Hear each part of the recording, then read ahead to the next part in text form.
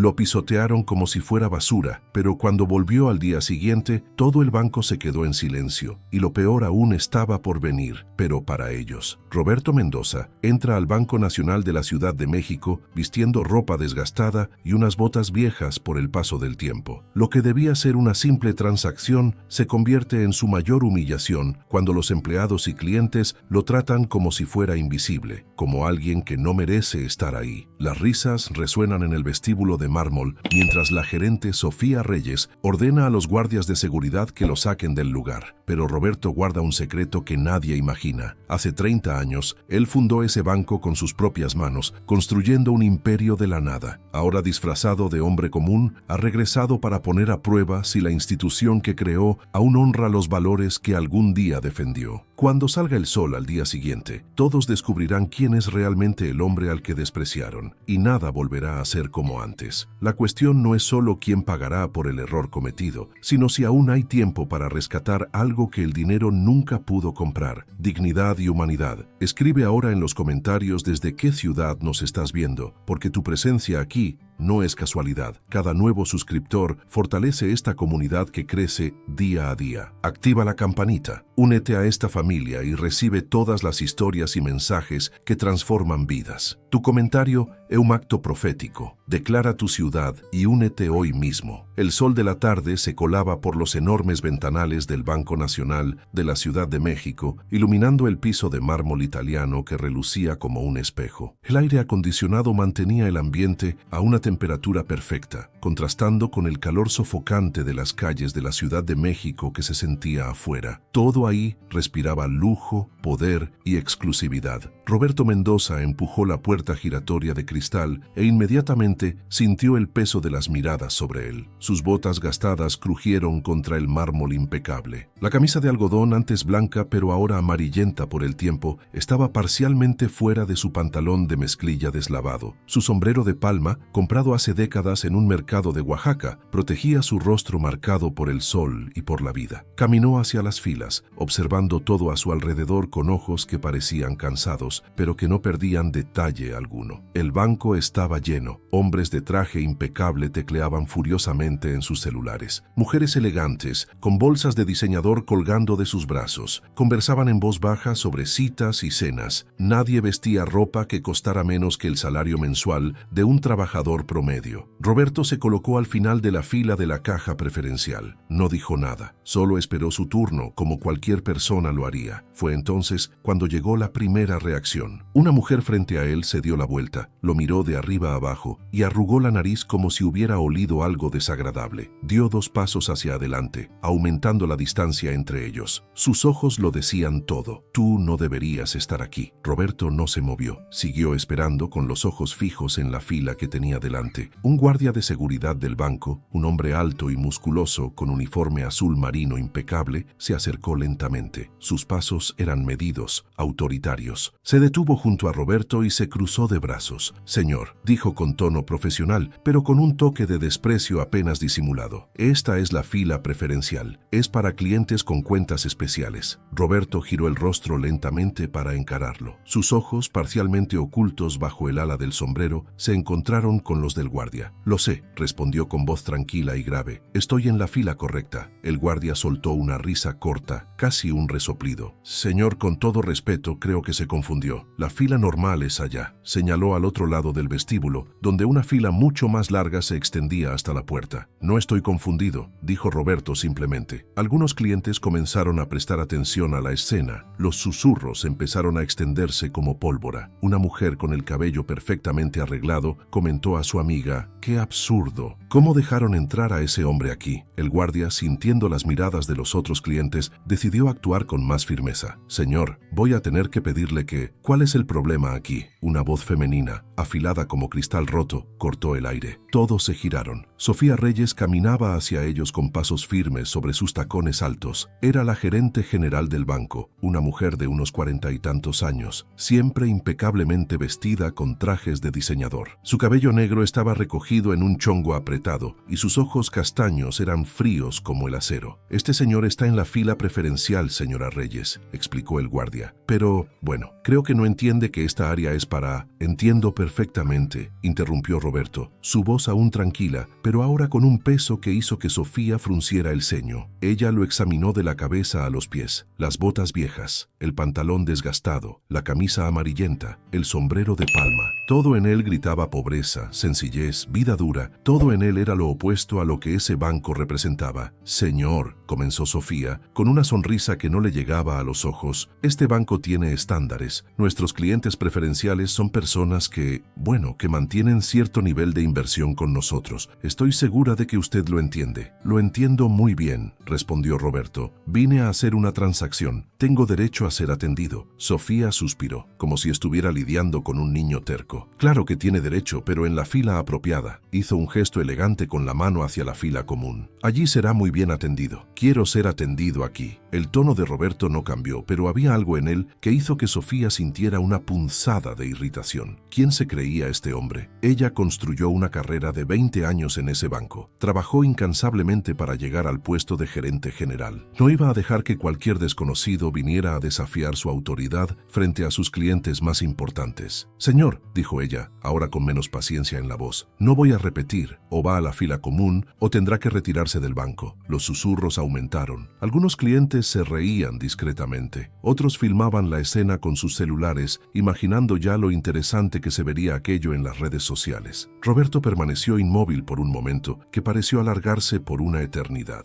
Luego, lentamente, dio un paso hacia atrás. Está bien, dijo. Me voy. Sofía sintió una oleada de satisfacción. Finalmente, el hombre había entendido su lugar. Excelente decisión, dijo con una sonrisa triunfal. Pero antes de darse la vuelta, Roberto la encaró. Y en ese breve momento, Sofía vio algo en sus ojos que la hizo tragar saliva. No era rabia, no era humillación. Era algo mucho más perturbador. Decepción. La decepción profunda de alguien que esperaba más, que creía en algo que acababa de ser destruido frente a él. Ustedes no saben lo que acaban de hacer, dijo en voz baja, solo para que ella escuchara. Entonces, Roberto Mendoza caminó hacia la salida. Sus pasos resonaron en el mármol mientras todas las miradas lo seguían. Algunas personas se reían abiertamente ahora. Otras comentaban entre sí lo ridículo que era un hombre así, tratando de hacerse pasar por cliente preferencial. Cuando cruzó la puerta giratoria y desapareció entre la multitud de la calle, Sofía suspiró aliviada y regresó a su oficina. Un problema más resuelto, un día más de trabajo manteniendo los estándares del banco. Ella no tenía idea de que ese momento, esa decisión, cambiaría su vida para siempre. Afuera, Roberto se detuvo bajo la sombra de un jacaranda en flor. Sacó el celular del bolsillo, un aparato sencillo, antiguo, e hizo una llamada. «Soy yo», dijo cuando alguien contestó. «Está hecho. Vi todo lo que necesitaba ver». Hubo una pausa mientras escuchaba la respuesta del otro lado. «Sí», continuó Roberto, mirando de vuelta al imponente edificio del banco. «Mañana por la mañana. Fija la reunión de emergencia del Consejo de Administración. Todos los ejecutivos, sin excepciones». Colgó y guardó el teléfono. Por un momento, se quedó allí parado, observando el flujo constante de personas entrando y saliendo del banco que él mismo había fundado 3 décadas atrás. Un banco que nació con la promesa de servir a todos, sin importar quiénes fueran o cuánto dinero tuvieran. Una promesa que acababa de ser rota justo frente a él. Roberto se puso el sombrero de nuevo en la cabeza y desapareció en el mar de gente de la Ciudad de México, dejando atrás un banco que no tenía idea de la tormenta que estaba a punto de enfrentarlo. Roberto caminó por las bulliciosas calles de la Ciudad de México sin prisa. El ruido de los autos, los vendedores ambulantes gritando sus ofertas, el olor a tacos y elotes asados en las esquinas, todo aquello le resultaba familiar. Era real. Era el México que él conocía desde niño, mucho antes de los trajes caros y las oficinas con vistas a la ciudad.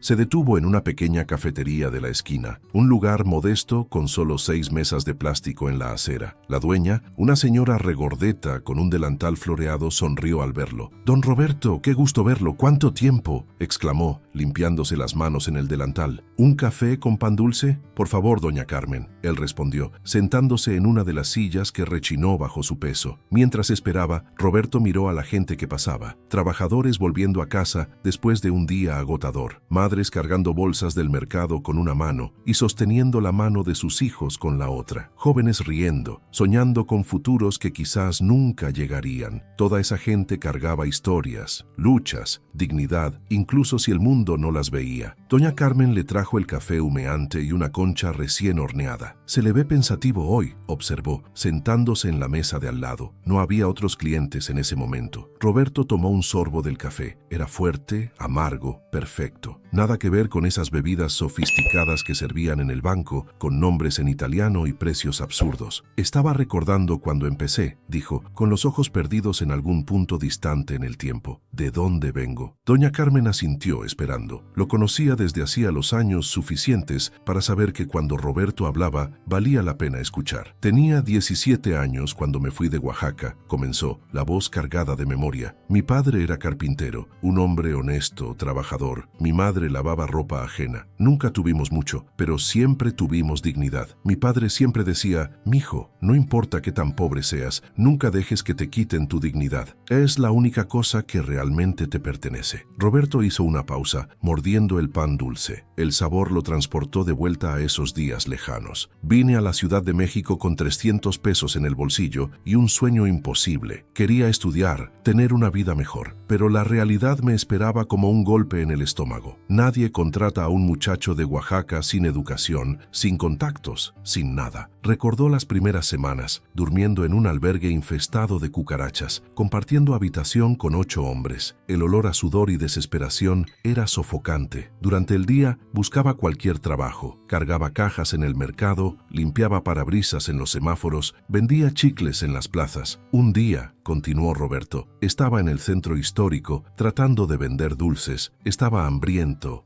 cansado, casi rindiéndome. Fue cuando vi un banco, un edificio hermoso, imponente. Entré solo para usar el baño, pero un guardia me detuvo en la puerta. Me dijo que gente como yo no entraba allí, que ese lugar era para gente de bien. Doña Carmen hizo un chasquido de desaprobación con la lengua. ¡Qué barbaridad! Me quedé allí parado mirando ese edificio, dijo Roberto, los ojos ahora firmes, y decidí en ese momento que un día yo tendría un banco diferente, un lugar donde cualquier persona, sin importar cómo estuviera vestida, sería tratada con respeto, donde un campesino de Oaxaca valdría tanto como un empresario de Polanco. Trabajó incansablemente. De día, hacía trabajitos. Por la noche, estudiaba usando libros prestados de la biblioteca pública. Dormía 4 horas por noche. A los 23 años, logró entrar en una universidad pública para estudiar economía. A los 28, trabajaba en un banco como asistente, el puesto más bajo posible. Los gerentes me trataban como basura, recordó, la voz sin amargura, solo constatación. Hacían bromas sobre mi acento, mi origen. Una vez un director me dijo que yo nunca sería nadie porque tenía cara de indígena, que gente como yo no nacía para el mundo financiero. Pero Roberto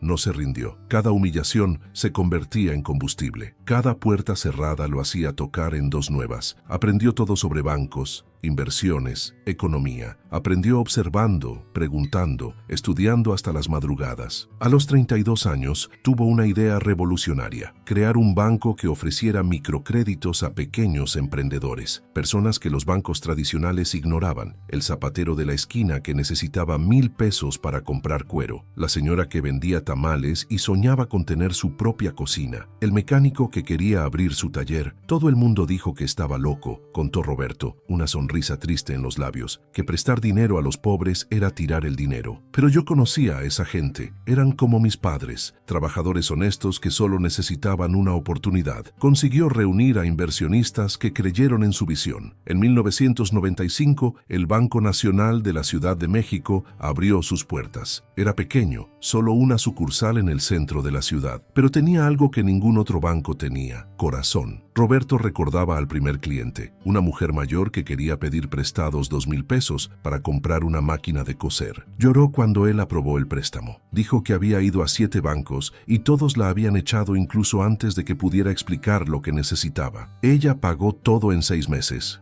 Dijo Roberto con los ojos brillantes, y regresó para pedir otro préstamo, más grande. Quería contratar a 2 ayudantes. 5 años después, tenía su propia fábrica de ropa. Empleaba a 20 personas. El banco creció, no por estrategias agresivas o prácticas cuestionables, sino porque trataba a la gente con dignidad, porque veía potencial donde otros solo veían pobreza. En 10 años, tenía 50 sucursales. En 20, 200. Se convirtió en uno de los bancos más grandes de México, pero algo cambió en el camino. Cuando el banco creció, necesité contratar ejecutivos de fuera, explicó Roberto, la voz cargada de pesar. Personas con experiencia en grandes corporaciones. Ellos trajeron eficiencia, tecnología, crecimiento, pero también trajeron algo que juré que nunca permitiría: arrogancia, la idea de que algunos clientes valen más que otros. Intentó mantener los valores originales. Hizo reuniones, pláticas, capacitaciones, pero era como intentar sostener agua entre los dedos. Cuanto más crecía el banco, más se distanciaba de su esencia. Hace 3 años decidí alejarme de la operación diaria, dijo Roberto. Puse un director ejecutivo a cargo. Me quedé solo como presidente del consejo. Pensé que quizás era hora de dejar que una nueva generación liderara, pero empecé a escuchar historias. Clientes humildes siendo maltratados, préstamos negados por prejuicio, no por análisis de crédito. El banco se estaba convirtiendo exactamente en el tipo de lugar que juré combatir. Fue entonces cuando decidió hacer la prueba. Vestirse como el joven de 17 años que llegó de Oaxaca y ver cómo sería tratado en el propio banco que fundó. Y fallamos, dijo, el dolor evidente en su voz. Fallé. Doña Carmen extendió la mano y tocó la de él. No, don Roberto, usted no falló. Está haciendo exactamente lo que debe hacerse. Está recordándole a todos de dónde venimos, de lo que realmente importa. Roberto le estrechó la mano, agradecido. Terminó su café y se levantó. Dejó un billete de 200 pesos en la mesa, mucho más de lo que era la cuenta, y asintió cuando doña Carmen protestó. Guárdelo, dijo, para los días difíciles. Mientras caminaba de vuelta a su departamento, un lugar sencillo,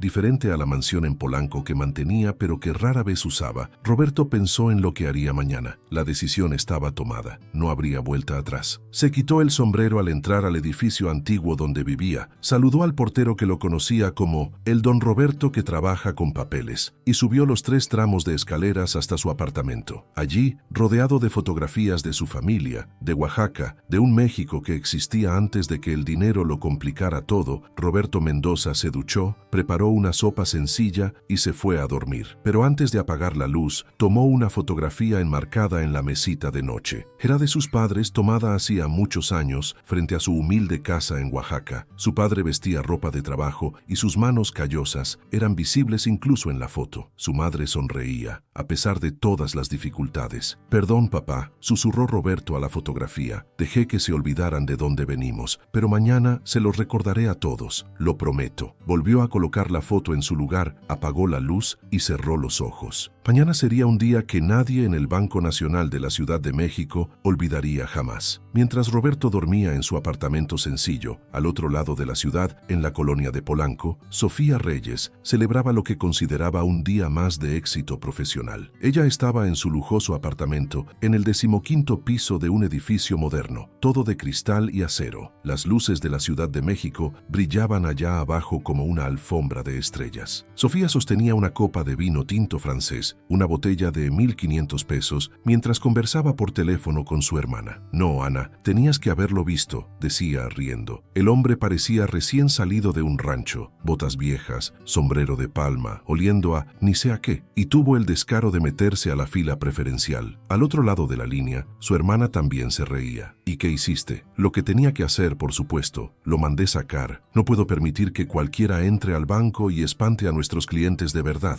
El Banco Nacional tiene una reputación que mantener. Sofía tomó otro sorbo de vino, sintiéndose justificada. Había trabajado duro para llegar a donde estaba, muy duro. Creció en una familia de clase media en Guadalajara. Fue la primera en ir a la universidad, la primera en conseguir un empleo en una gran corporación. Cada escalón que subió en la jerarquía del banco fue conquistado con sudor, sacrificio y sí, algunas decisiones difíciles. Hiciste lo correcto, la tranquilizó Ana. No puedes dejar que gente así se aproveche. Tras colgar, Sofía se preparó para dormir. Su apartamento era impecable, decorado por un diseñador de renombre, con muebles importados y obras de arte en las paredes. Todo allí gritaba éxito. Había llegado a donde muchos solo soñaban. Pero esa noche, por alguna razón que no podía explicar, a Sofía le costó conciliar el sueño. Los ojos de aquel hombre seguían apareciendo en su mente. Esa mirada de decepción, como si ella hubiera fallado en alguna prueba que ni siquiera siquiera sabía que estaba tomando. Sacudió la cabeza molesta consigo misma. «Estás siendo ridícula», murmuró en la oscuridad. Solo fue un tipo más tratando de sacar ventaja. Finalmente, a las 2 de la mañana, se durmió. Mientras tanto, en el Departamento de Recursos Humanos del banco, algo inusual estaba sucediendo. Marcela Torres, la coordinadora de Recursos Humanos, recibió un correo electrónico a las 11 de la noche que la hizo incorporarse en su cama. Era una convocatoria para una reunión de emergencia del Consejo de Administración. Todos los ejecutivos de nivel gerencial o superior debían presentarse a las 8 de la mañana, sin excepciones, sin retrasos. El correo venía directamente de la oficina del presidente del Consejo, Roberto Mendoza. Marcela frunció el ceño. Llevaba 15 años trabajando en el banco y nunca había visto a Roberto convocar una reunión así, sin previo aviso, a mitad de semana. Él generalmente solo asistía a las juntas trimestrales, manteniéndose distante de la operación diaria. Tomó el teléfono y llamó a su colega, Fernando Ruiz, el director de operaciones. «¿Viste el correo?», preguntó tan pronto como él contestó. «Lo vi», respondió Fernando, sonando igual de perplejo. «¿Tienes alguna idea de qué se trata?». «Ninguna. Pero algo grande debe haber pasado para que Mendoza nos convoque a todos así». Fernando se quedó en silencio por un momento. «¿Crees que sea por los números? ¿Quizás vio alguna irregularidad en las cuentas?». «No lo sé, Fernando. Pero sea lo que sea, no es bueno. Las reuniones de emergencia nunca lo son». Colgaron y Marcela pasó la noche en vela, repasando mentalmente todos los procesos, todas las decisiones que había tomado en los últimos meses, buscando algo que pudiera haber salido mal. En ese mismo momento, en una casa cómoda en la colonia Roma, el director financiero del banco, Javier Santana, también leía el correo con creciente preocupación. Javier era un hombre meticuloso, obsesionado con los números y la eficiencia. Tenía 45 años y había dedicado los últimos 20 al banco. Conocía a Roberto Mendoza solo de lejos. El fundador era una figura casi mítica, alguien que aparecía en reuniones importantes, pero que rara vez se involucraba en los detalles operativos. «¿Qué querrá?», preguntó su esposa, notando la expresión tensa en el rostro del marido. «No lo sé, amor, pero lo averiguaré mañana». Javier apenas durmió. Se quedó despierto,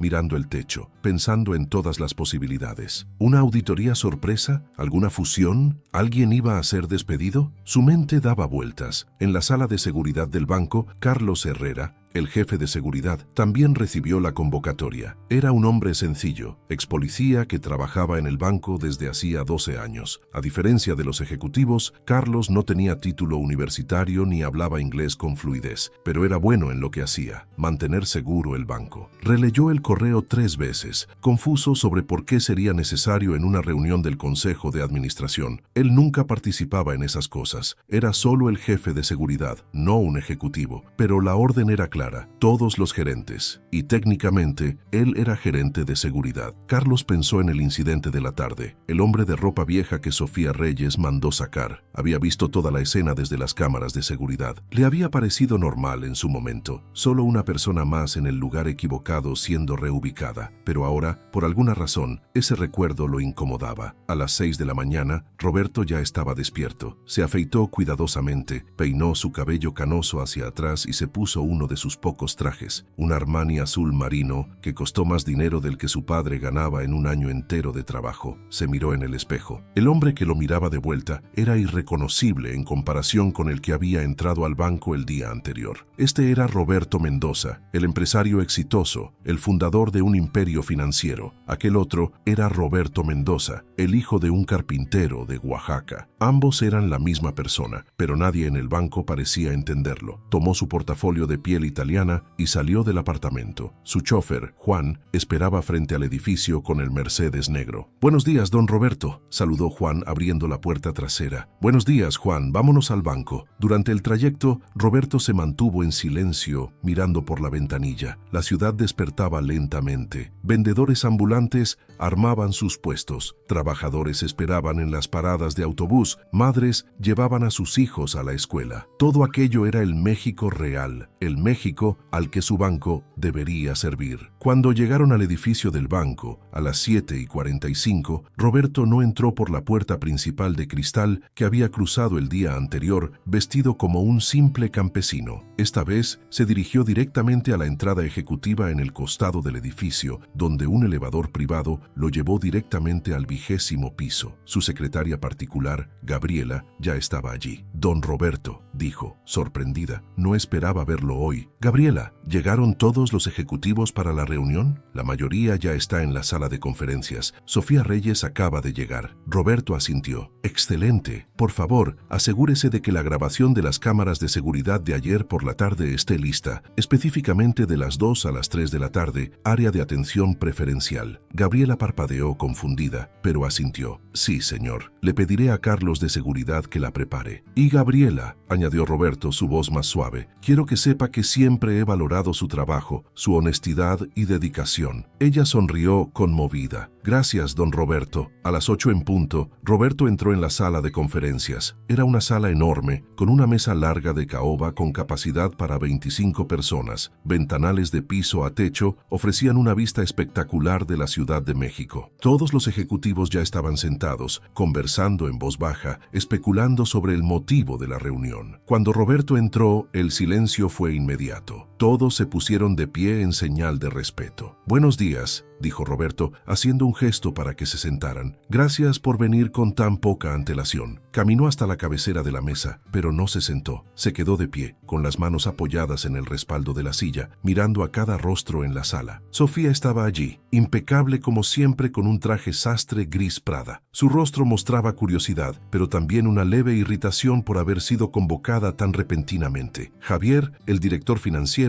parecía nervioso, ajustándose constantemente los anteojos. Marcela, de Recursos Humanos, tenía una expresión preocupada. Carlos, el jefe de seguridad, parecía completamente fuera de lugar entre todos esos ejecutivos de alto rango. Ya estoy seguro de que todos se están preguntando por qué los convoqué, comenzó Roberto, su voz tranquila pero penetrante. La respuesta es sencilla. Necesito hablar sobre los valores fundamentales de este banco. Algunos ejecutivos intercambiaron miradas confusas. ¿Valores fundamentales? ¿Para eso los habían sacado de sus agendas apretadas? Cuando fundé el Banco Nacional de la Ciudad de México hace 30 años, continuó Roberto, tenía una visión clara. Este no sería solo un banco más. Sería un lugar donde cada persona, independientemente de su origen o apariencia, sería tratada con dignidad y respeto. Un lugar donde un trabajador humilde sería tan importante como un empresario rico. Hizo una pausa, dejando que las palabras penetraran. Ayer por la tarde decidí probar si esa visión seguía viva, así que me puse ropa sencilla, la ropa de un trabajador común, y entré a este banco como un cliente cualquiera. El rostro de Sofía perdió todo color. Sus ojos se abrieron desmesuradamente en absoluto shock. Recordó instantáneamente al hombre de botas viejas y sombrero de palma, al hombre que ella había humillado y expulsado.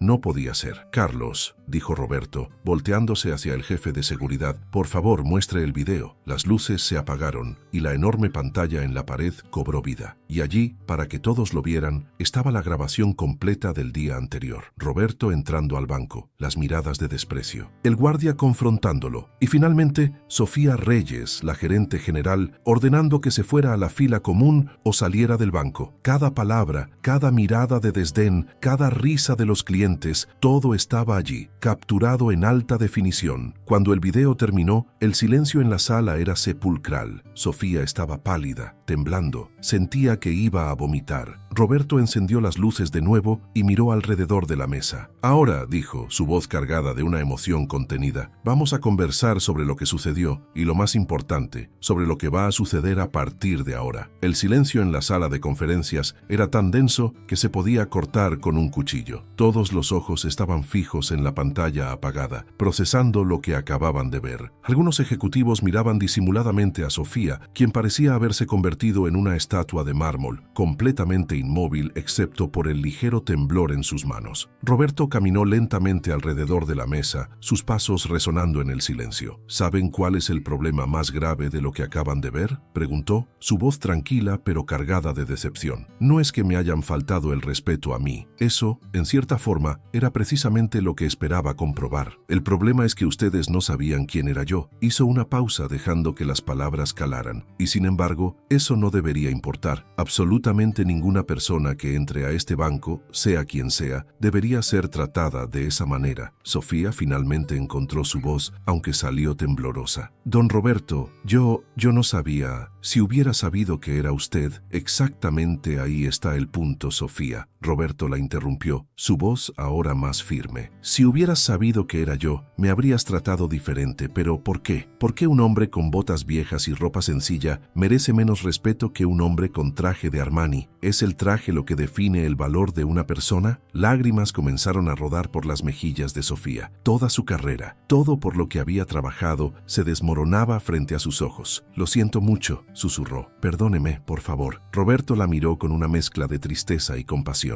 No es a mí a quien debes pedirle perdón, Sofía. Es a cada persona a la que has tratado así durante todos estos años, a cada trabajador, a cada campesino, a cada persona humilde que entró a este banco buscando ayuda y encontró desprecio. Se volvió hacia los demás ejecutivos. Y no piensen que esto es solo responsabilidad de Sofía. Esto es culpa de todos nosotros, mía incluida. Permití que esta cultura se arraigara. Me alejé de las operaciones diarias y dejé que el banco perdiera su alma. Javier, el director financiero, se aclaró la garganta nerviosamente. Don Roberto, con todo respeto, el banco ha crecido exponencialmente en la última década. Nuestras ganancias... ¿Ganancias? Roberto lo cortó, volteando hacia él con una intensidad que hizo que Javier se encogiera en su silla. Javier, dime algo. ¿De qué sirven las ganancias si perdimos nuestra humanidad en el proceso? ¿Cuánto vale un balance positivo si construimos ese éxito sobre la humillación de los demás? Se movió hacia la ventana, mirando la ciudad que se extendía abajo. Ven esa ciudad allá afuera. Millones de personas trabajando cada día, luchando por sobrevivir, por darle una vida mejor a sus familias. Esa es la gente a la que este banco debía servir. No solo a los ricos de Polanco y Santa Fe, a todos. Roberto se volteó de nuevo hacia la mesa. Mi padre era carpintero en Oaxaca. Ganaba apenas lo suficiente para alimentarnos. Mi madre lavaba ropa ajena hasta que las manos se le agrietaban. Pero ¿sabes qué? Nunca nos faltó dignidad. Nunca nos faltó orgullo. Y cuando yo llegué a esta ciudad con 300 pesos en el bolsillo, juro que fue ese orgullo, esa dignidad que mis padres me enseñaron, lo que me mantuvo de pie cuando el mundo me cerraba todas las puertas. Su voz se quebró ligeramente. Fundé este banco precisamente porque viví lo que ese hombre de ayer vivió. Viví el desprecio, las miradas de asco, las puertas cerradas, y me prometí que si algún día tenía la oportunidad, crearía un lugar diferente. Marcela de Recursos Humanos levantó tímidamente la mano. Don Roberto, ¿qué va a pasar ahora? Roberto regresó a la cabecera de la mesa y finalmente se sentó. Abrió su portafolio y sacó varios documentos. Eso depende de ustedes, dijo. He preparado un plan de reestructuración completo del banco. Vamos a volver a nuestras raíces, a los valores que fundaron esta institución, y todos ustedes tienen que decidir si están dispuestos a ser parte de este cambio o si prefieren buscar oportunidades en otro lugar. Pasó copias del documento a cada ejecutivo. Ahí encontrarán medidas específicas, capacitación obligatoria en atención al cliente para todo el personal, sin excepción, programas de inclusión financiera, auditorías mensuales de calidad de servicio donde enviaremos clientes misteriosos de diferentes estratos sociales para evaluar cómo son tratados. Y aquí está lo más importante: cualquier empleado, sin importar su nivel, que discrimine a un cliente por su apariencia o condición social, será despedido inmediatamente. Sofía sollozaba en silencio, la cabeza entre las manos. Sofía, Roberto dijo suavemente. Ella levantó la mirada, los ojos rojos e hinchados. Tienes dos opciones. Puedo aceptar tu renuncia ahora mismo, con una indemnización generosa, y podrás buscar trabajo en otro banco donde tal vez este tipo de comportamiento sea tolerado. Ella contuvo la respiración. Oh, continuó Roberto, puedes quedarte, pero no como gerente general. Serás degradada a subgerente y pasarás los próximos 6 meses trabajando directamente con nuestros clientes de menores ingresos. Aprenderás sus nombres,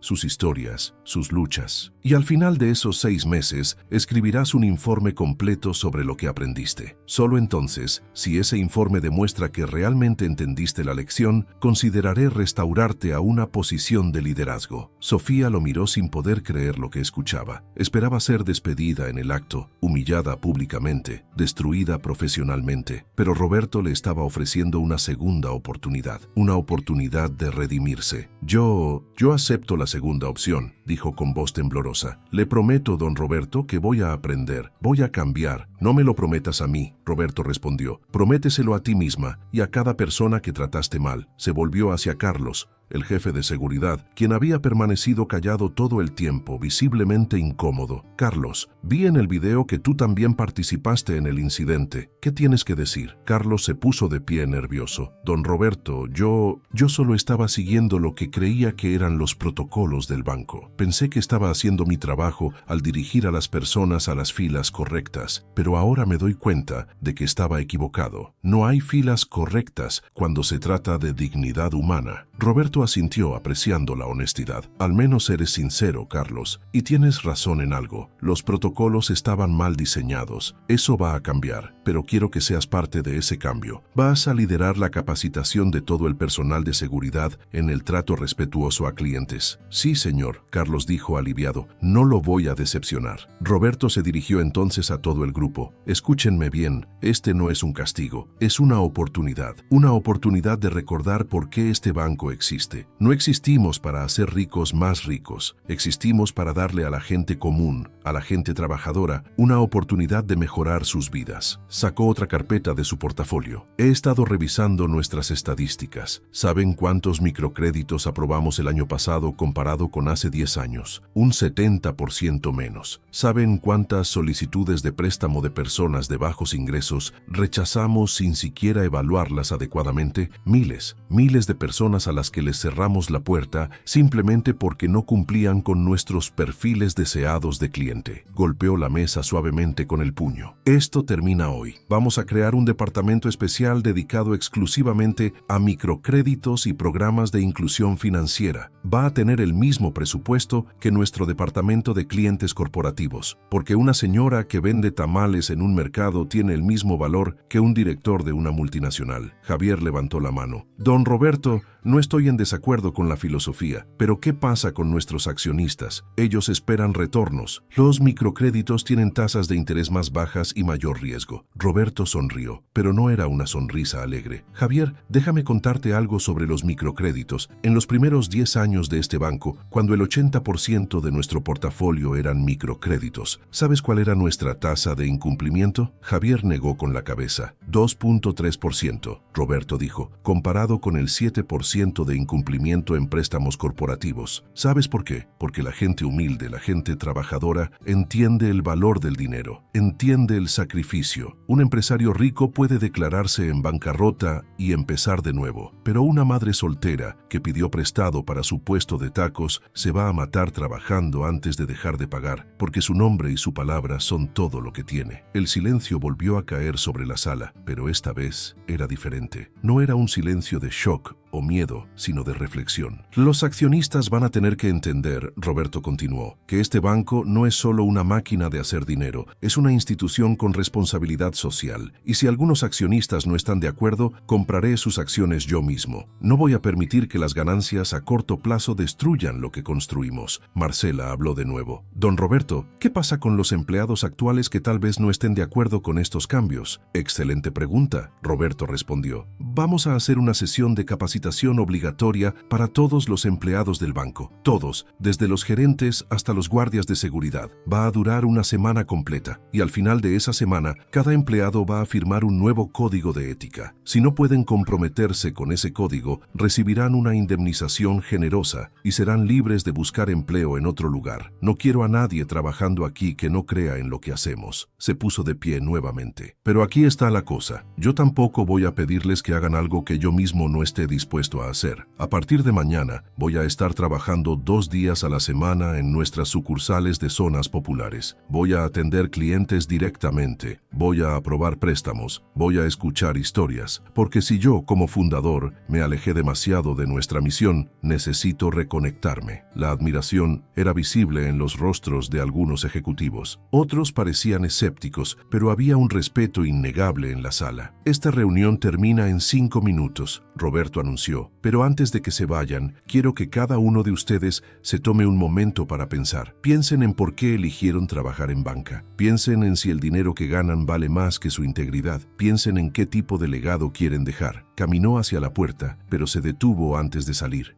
Y una cosa más. A partir de hoy, todas las sucursales del Banco Nacional van a tener un letrero en la entrada. Va a decir: aquí todas las personas son bienvenidas. Su dignidad no se mide por su cuenta bancaria. Quiero que eso quede absolutamente claro para cada persona que entre. Con eso, Roberto Mendoza salió de la sala de conferencias, dejando atrás a un grupo de ejecutivos que acababan de presenciar algo que nunca olvidarían. Sofía se quedó sentada, llorando en silencio. Pero entre las lágrimas había algo más: determinación. Por primera vez en años, sentía que tenía una oportunidad de ser algo más que una ejecutiva exitosa. Tenía la oportunidad de ser una mejor persona. Carlos, el jefe de seguridad, se acercó a ella y le puso una mano en el hombro. Va a estar bien, Sofía. Todos cometemos errores. Lo importante es lo que hacemos después. Ella asintió, limpiándose las lágrimas. Tienes razón. Y voy a asegurarme de que este error sea el que me defina de manera positiva. Afuera, en su oficina, Roberto se quedó mirando por la ventana hacia la ciudad. Gabriela entró con café. ¿Cómo salió la reunión, don Roberto?, preguntó. Difícil, admitió él, pero necesaria, muy necesaria. ¿Cree que van a cambiar? Roberto tomó un sorbo de café. Algunos sí, otros no. Pero al menos ahora saben que no voy a tolerar que este banco se convierta en lo que yo juré destruir. Gabriela sonrió. Su padre estaría orgulloso. Roberto sintió que los ojos se le llenaban de lágrimas. Espero que sí, Gabriela. Espero que sí. 3 meses después, la mañana del martes amaneció con un cielo despejado sobre la Ciudad de México. Roberto Mendoza estaba de pie frente al espejo de su apartamento simple, ajustándose la corbata. Hoy no era un día cualquiera. Hoy era el día en que inaugurarían la primera de las nuevas sucursales de inclusión del Banco Nacional, ubicada en Iztapalapa, una de las zonas más humildes de la ciudad. Su teléfono sonó. Era Gabriela. Don Roberto, todo está listo para la inauguración. Los medios ya están llegando. Perfecto, llegaré en 30 minutos. Cuando Roberto llegó a Iztapalapa, se sorprendió gratamente por lo que vio. La sucursal no era ostentosa ni pretenciosa. Era un espacio acogedor pintado en colores cálidos, con sillas cómodas en la sala de espera y un área especial para niños con juguetes y libros. En la pared principal estaba el letrero que había ordenado: aquí todas las personas son bienvenidas. Su dignidad no se mide por su cuenta bancaria. Pero lo que más lo conmovió fue ver quién estaba ahí para recibirlo. Sofía Reyes estaba parada junto a la entrada, vestida de manera mucho más sencilla que antes, con una sonrisa genuina en el rostro. A su lado estaba Carlos, el jefe de seguridad, y varios empleados nuevos que habían sido contratados específicamente de la comunidad local. Don Roberto, Sofía se acercó, extendiendo la mano. Bienvenido. Roberto notó algo diferente en ella. Sus ojos ya no tenían aquella dureza, aquella arrogancia que había visto meses atrás. Había algo más suave, más humano. Sofía, dijo él, estrechando su mano. ¿Cómo te ha ido? Ella tomó un respiro profundo. Han sido los 3 meses más difíciles de mi vida, don Roberto, pero también los más importantes. He conocido a personas increíbles. Doña Lupita, que pidió un préstamo de 5,000 pesos para comprar una plancha industrial y ahora tiene su propio negocio de planchado. Don Esteban, que trabajó toda su vida como albañil y finalmente pudo comprar su terreno. La señora Mariana, que vendía gelatinas en la calle y ahora tiene una pequeña nevería. Sus ojos se llenaron de lágrimas. Cada uno de ellos me enseñó algo. Me enseñaron que la riqueza no está en una cuenta bancaria, está en la dignidad con la que vives tu vida, en el amor que le das a tu familia, en la honestidad con la que trabajas cada día. Roberto sonrió. Me alegra escuchar eso. Y quiero pedirle perdón, continuó Sofía, su voz quebrándose. No solo a usted, sino a todas las personas que traté mal. He estado visitando a algunos de los clientes que